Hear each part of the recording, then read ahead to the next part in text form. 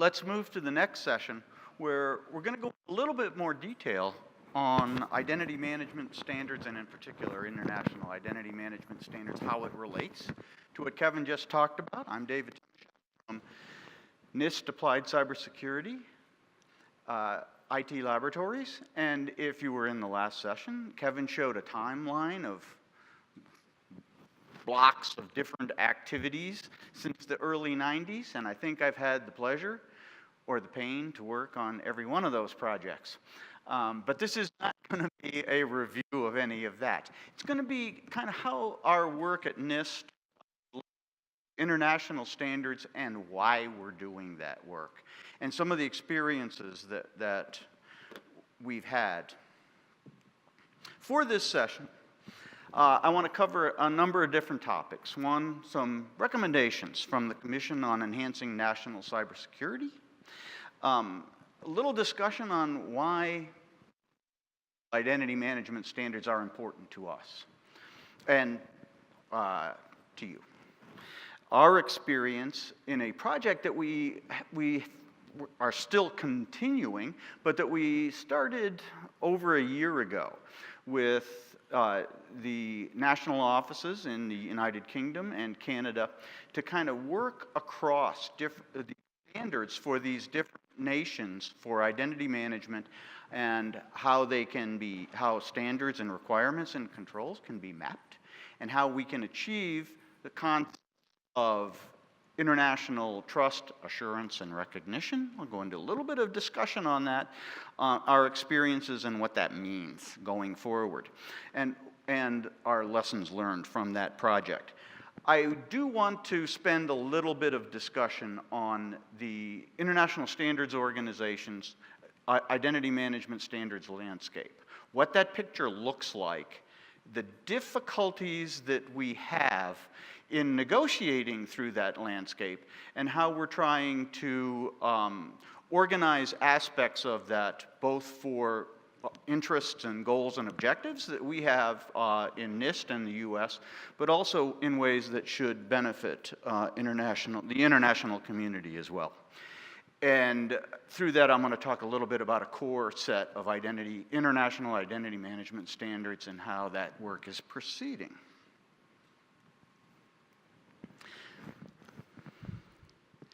So, in a report from December of 2016, a non-governmental commission of experts on cybersecurity issued their report and had a number of different recommendations. What you see in the left-hand side of this table, the commission recommendations in terms of international standards. You can read those. The federal government should increase its engagement in the international standards arena to garner consensus from other nations. Makes sense for cybersecurity. This work, other standards, and new tools that support continuous authentication provide a strong foundation. The administration should encourage and actively coordinate with the international community in creating and harmonizing cybersecurity policies and practices. And other important work that should be undertaken to overcome identity authentication challenges include development of open source standards and specifications. Yes, we would agree. On the right-hand side, you see a number of the standards activities that we have undertaken, not so much in response to the commission report, but recognizing that this is being called upon to take a role and a leadership role in international standards work as well as the international community. And I'm going to speak about the first activity on that list, ISO/IEC, International Identity Management Standards. You see our publication of NIST 863.3, the digital identity guidelines within that scope. We've worked with the Identity Ecosystem Steering Group and for their identity ecosystem framework. I would be remiss not to talk about the work that we support with the Kantara Initiative on their identity assurance framework, as well as the activities for specification standards and profiles that you see in both our NIST 863.3 guidelines, the iGov OpenID profile, as well as the IETF initiative for vectors of trust.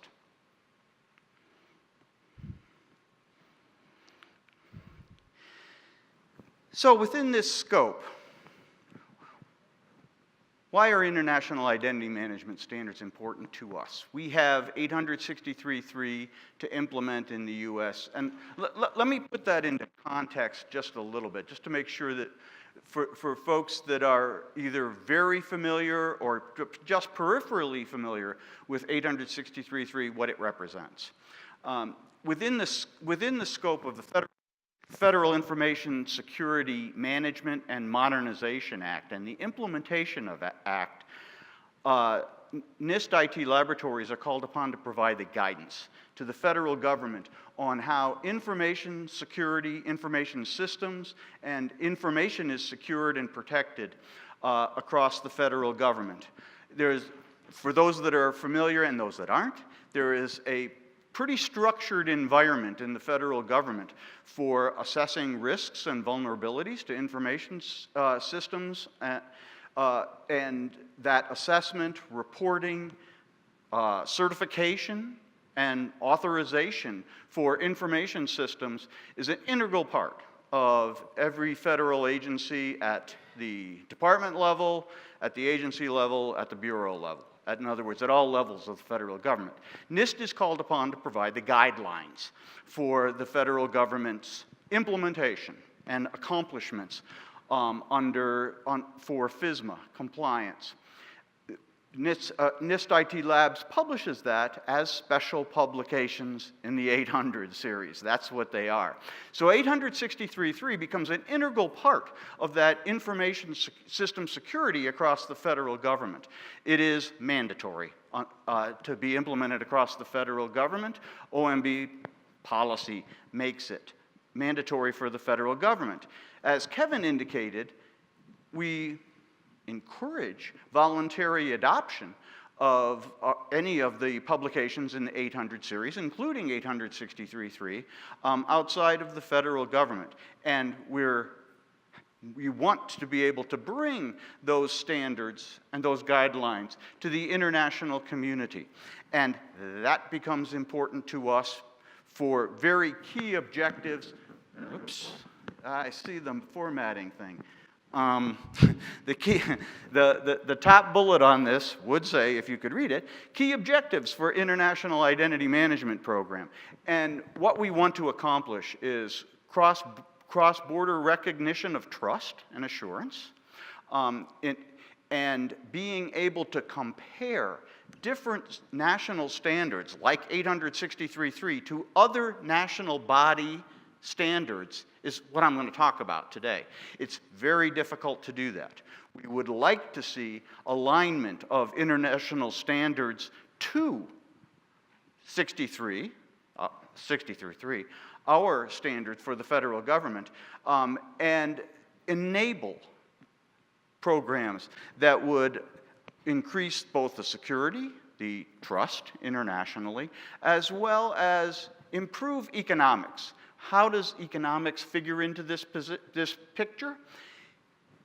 If you're a product supplier or a service provider in the identity management realm and you have to respond to multiple types of standards with multiple types of language, multiple specifications that require different standards or conformance to different requirements, it's very difficult to provide an efficient product or service across the global landscape if it's not aligned. So we would like our interests in identity management standards alignment is both for security, interoperability with other programs, as well as greater security for products and services, as well as greater efficiency in delivering those services for our purposes. Another key objective for international identity management programs are the developing nations that are looking to find ways to bring their population into the digital age. A good example of programs that are underway to try to work with nations to bring their populations to recognizing that identity is an integral part of digital commerce as well as digital education services and other capabilities that they want their populations to be able to accomplish is the World Bank Identity for Development Program, ID4D, and the Identity for Africa program associated with that. One of the things that, and some of you may have been actually involved in this project previously, one of the things that the World Bank wanted to do, these aren't identity experts. They're World Bank administrators that have funded a project because they recognize that it's an important development project internationally. And one of the question that they asked at their first meeting is, what standards, what ISO standards should we bring to these developing countries so that they do it right? And I won't that discussion, but you'll get a flavor of that discussion as I go through this presentation. The point is, it's very important that international standards organizations like ISO be able to point to a foundational core set of standards that whether you're an emerging nation or a developed nation can say, we conform to these foundational standards. And yeah, there's a lot of technical requirements on top of that. But for security, interoperability, and trust on a global basis, that type of core foundational work needs to be advanced.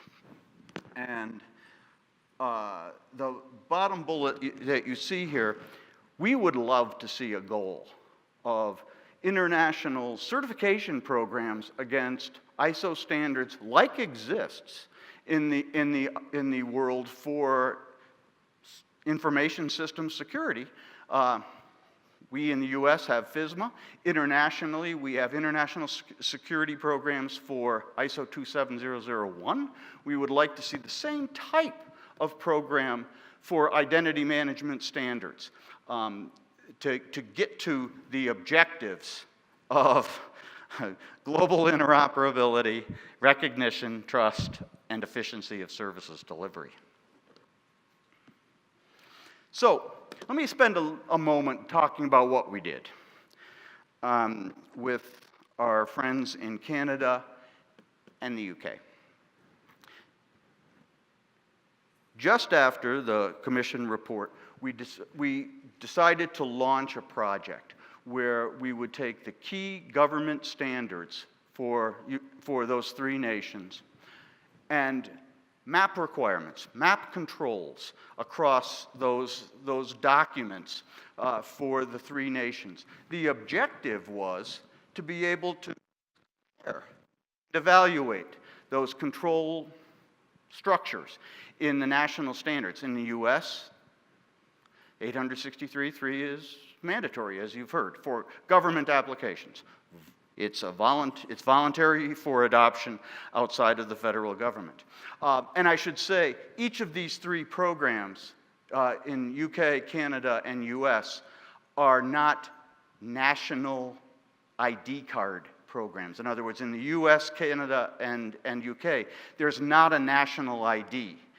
We use identification that's acquired by individuals in a number of different ways and for them to enroll in identity management systems, and we use that information across these three governments. It's a little bit different for other countries like in Europe, governed by EIDAS, that have a governing regulation on how standards are implemented and how interoperability can be accomplished. But for us, we were comparing separate standards across those three national guidelines, standards, and control requirements.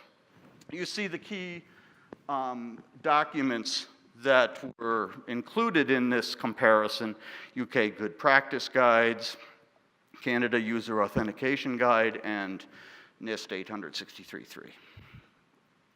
What we did was compare text.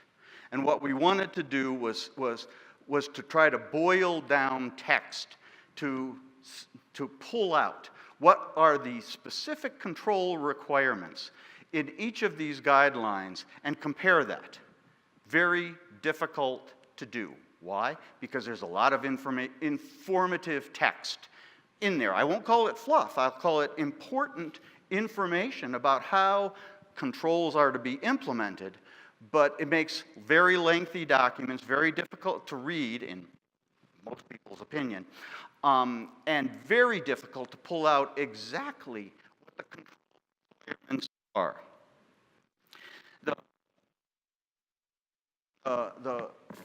The fifth bullet, or the fourth bullet, that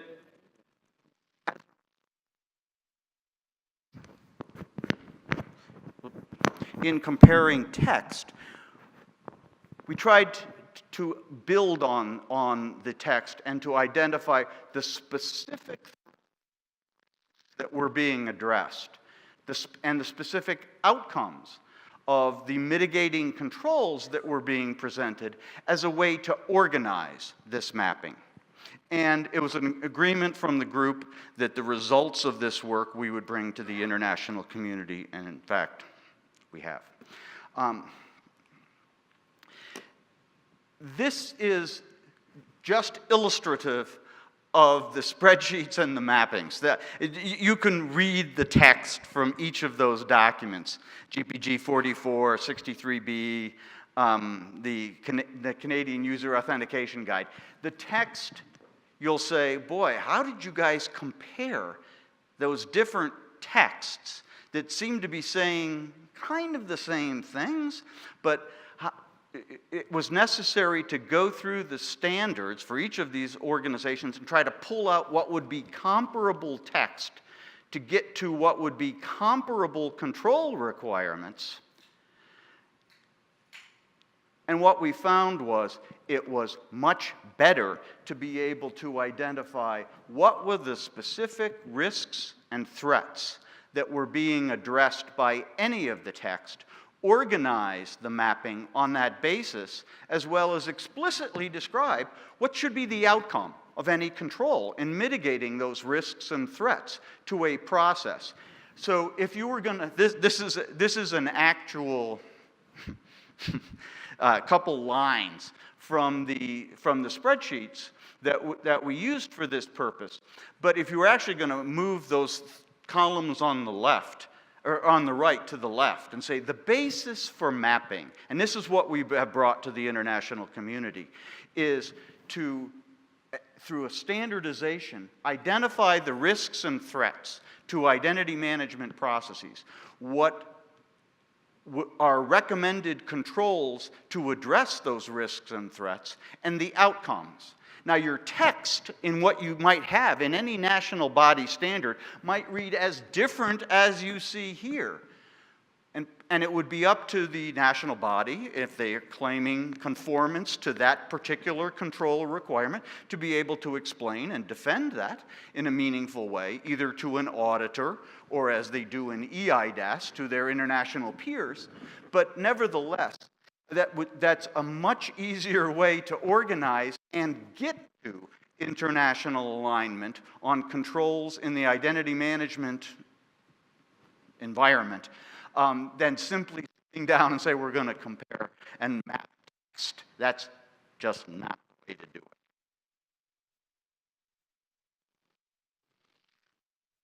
it. Yes.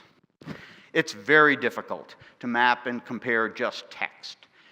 It's necessary to organize it. We found that it's not easy, but it's much easier and a much better way to compare across different national standards. And this includes not just national standards, but trust frameworks as well, to be able to compare controls in a way that relates specifically to specific activities in identity management, the threats and risks to those activities, and controls that would mitigate those, and be able to map whatever the text says to that type of framework.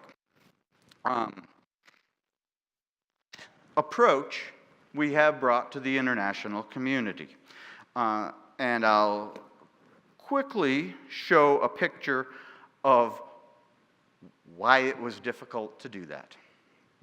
Now, I don't expect all to be able to be able to read this. That's not the point. This is a graphic. And what it shows is an ISO document. It's called the roadmap, the standards roadmap. Within the ISO organization, SC27 deals with security, and within SC27, Working Group 5 deals specifically with identity and privacy. What you're seeing here are Working Group 5 standards and documents, and this is just one quadrant, a quarter of what the roadmap looks like. If you were imagining this on the right side and you can see lines pointing to nothing, I just cut that out for this graphic. On the right side of this are the privacy side of identity management controls and standards. And below this sits access management as well as biometric controls. So it's a big picture. So when the World Bank came to ISO and the community and said, well, what standards should we give to these emerging nations so that they do it right? They were faced with a daunting picture.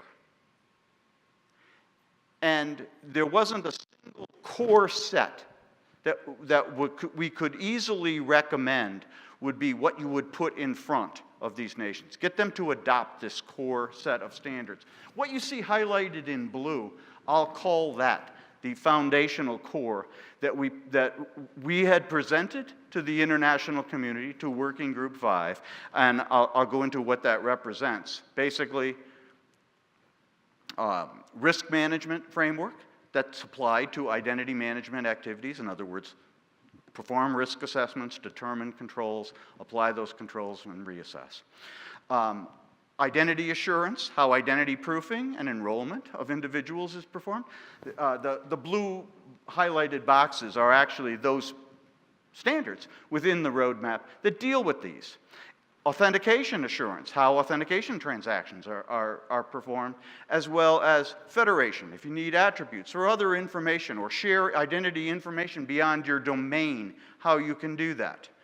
Those we identified as the core standards for a foundational set of standards to be developed and aligned within the roadmap.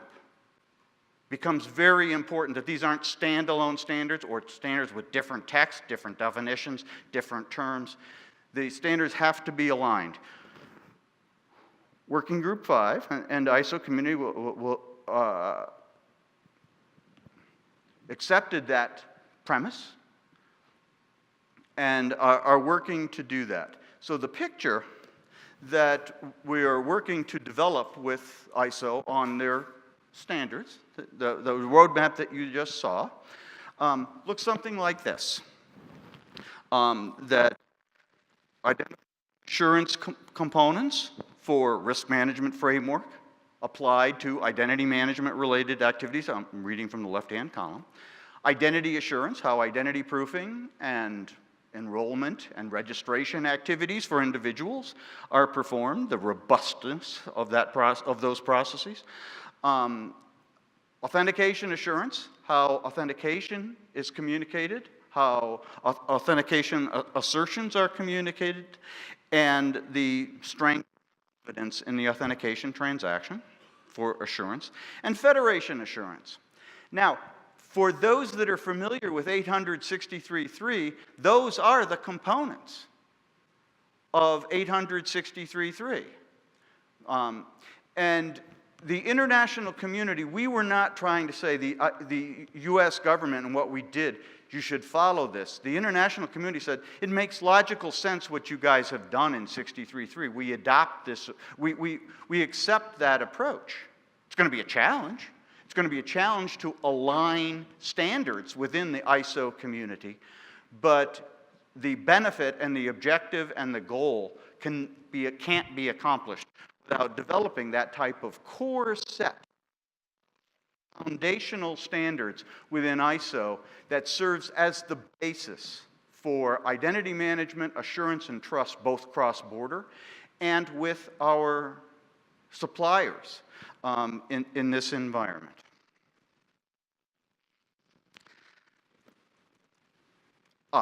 And I should say, we are working with the ISO community on those. I should just point out that the standards that you see in the core ISO standard, I'll quickly go through that. For those that it's just numbers, then bear with me. For those that do want to consult these work projects, we encourage you to get involved. Any organization can get involved in as part of the U.S. body, or if you're international, with other international bodies, or directly with ISO. So for risk management framework as it applies to identity management, there's a current work project to do exactly that. When you see ISO 31000, 31000 is the standard information system risk management framework within the ISO community. There's a specific work project to apply that to identity management activities. Second part, the ISO IEC 29003 is a technical specification for identity proofing. There's a similar new work project to expand that to other forms of and more expansive view of identity assurance.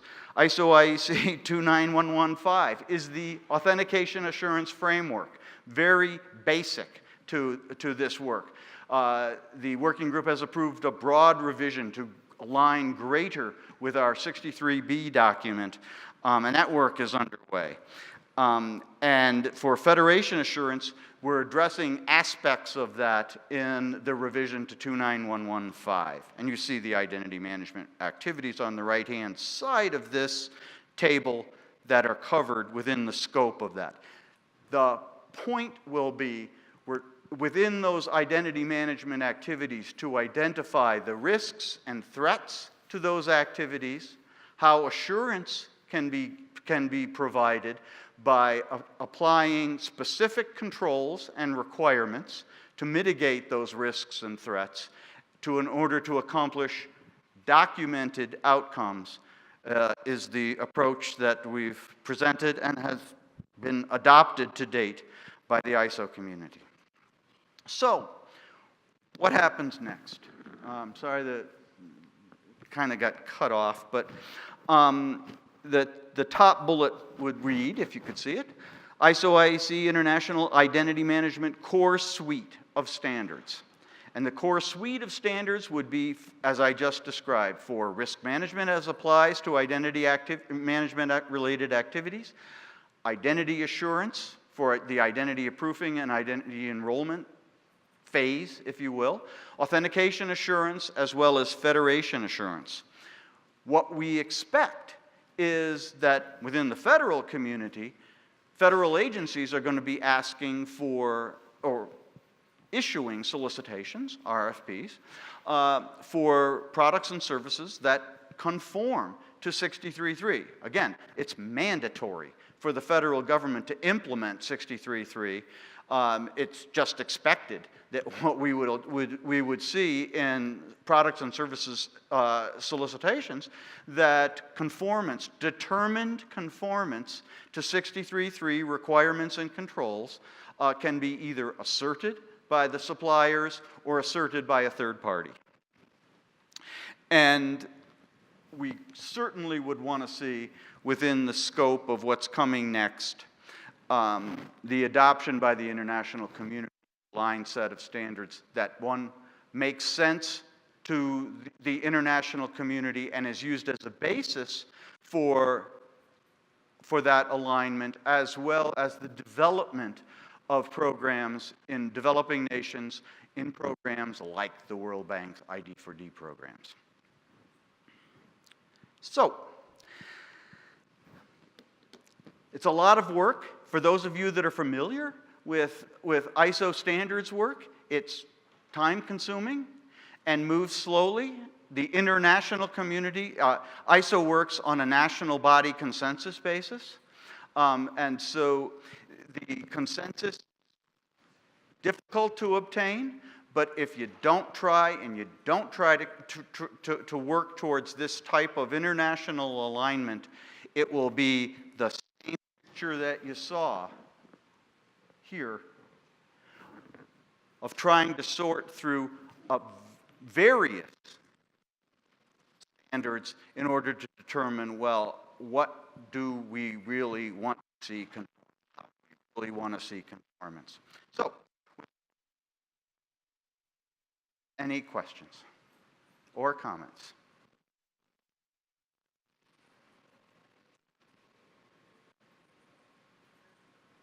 Yes?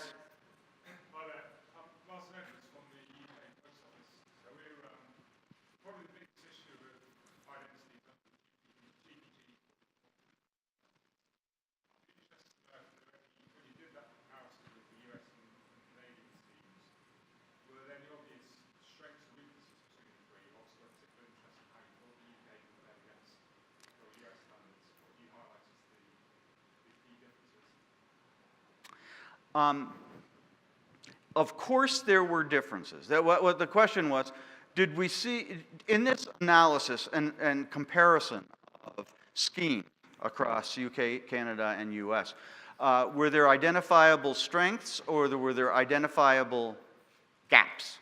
And yes, there were. There were focuses that we saw national governments take in their standards.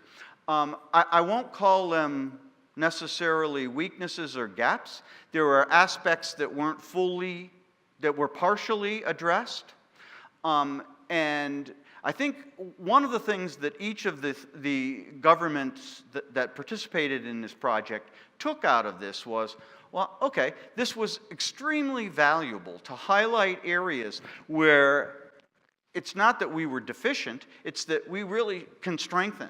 We'll take some of the control work we did in the US. We actually used some of the controls from GPG 44 and 45 in 63 publication.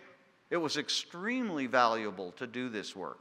And I also would be remiss to say we did similar mapping with the Kantara initiative and the Identity Ecosystem Steering Group, Identity Ecosystem Framework of standards and requirements, with the same type of analysis, looking at requirements across these different trust frameworks to see, are there aspects that are stronger, that could benefit one or the other, or are there potential gaps where requirements could be adopted, similar types of language or controls could be adopted.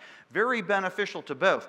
We're trying to make it easier for that type of alignment and mapping through the work that we're doing with ISO right now.